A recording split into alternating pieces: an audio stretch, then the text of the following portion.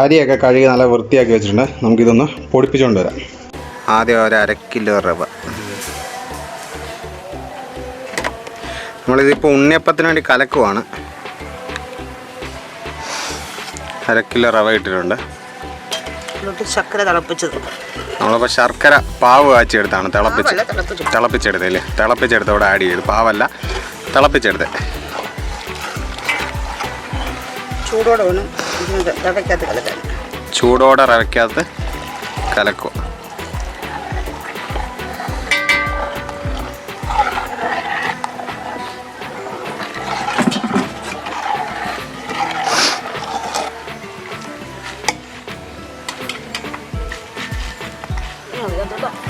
അരിപ്പൊടി. പിന്നെ അതിലേക്ക് അരിപ്പൊടി.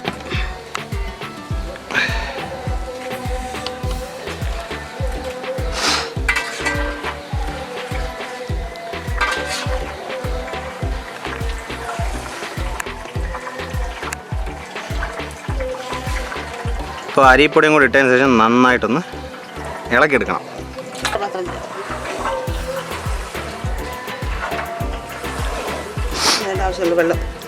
അതിലേക്ക് നമ്മൾ ആവശ്യത്തിന് വെള്ളം ചേർക്കും. എന്ത് വെള്ളം അത്? ശർക്കര തിളപ്പിച്ചിട്ട് ബാക്കി വെള്ളം. 2 കിലോ ശർക്കര എടുത്തില്ലേ? ശർക്കരയുടെ ബാക്കി വെള്ളം ഇല്ലേ?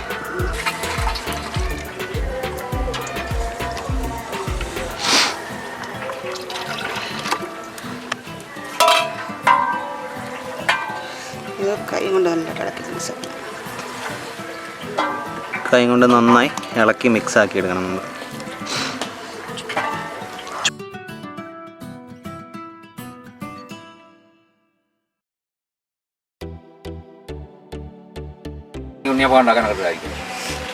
ചുക്കുപൊടി. അത് ഏലക്കാപ്പൊടി. ഏലക്കാപ്പൊടി. ജീരകം. എള്ള്.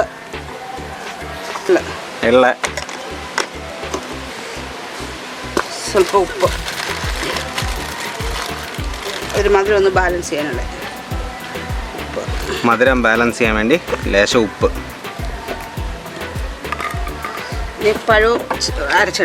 പഴം അരച്ചെടുത്തത്. പിന്നെ നെയ്യ്. അതിലേക്ക് നെയ്യും കൂടെ. അത് ആവശ്യത്തിനാണോ അതോ? നെയ്യ് എത്ര വേണം ചേർക്കാം. എത്ര ചേർക്കാം അത്ര രുചിയാണ്.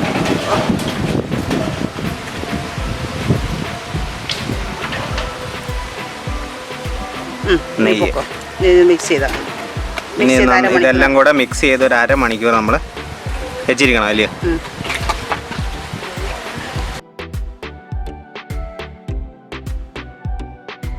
അപ്പോൾ നമ്മൾ ഉണ്ണിയപ്പം ചുടാൻ വേണ്ടി ഉണ്ണിയപ്പക്കാരെയും വെച്ചിട്ടുണ്ട്. അതേപോലെ അപ്പുറത്തൊരു ഉരുളിയും കൂടെ വെച്ചിട്ടുണ്ട്.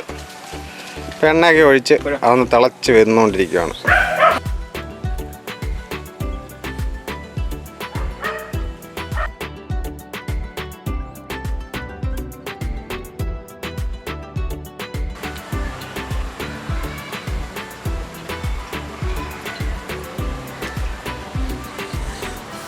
നോക്കിയെടുക്കാൻ പിന്നെ തവി നോക്കിയെടുക്കാം.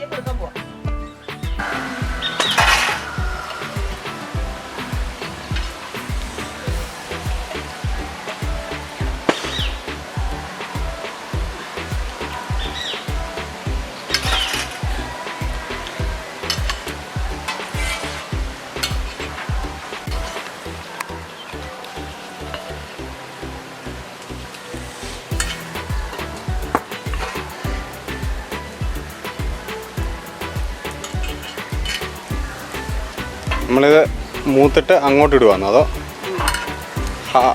അതെന്തുവാ ഷേപ്പ് വന്നിട്ട് ഷേപ്പ് വന്നതിന് ശേഷം മറ്റ് എണ്ണയ്ക്കകത്തോട്ട് ഇട്ട് ഒന്നുകൂടെ ഒന്ന് മൂപ്പിച്ചെടുക്കും ഇല്ലയോ? എങ്ങനെ എളുപ്പത്തിന് വേണ്ടി. എന്നിട്ടാണോ തിന്ന് മധുരം നോക്കിയേ.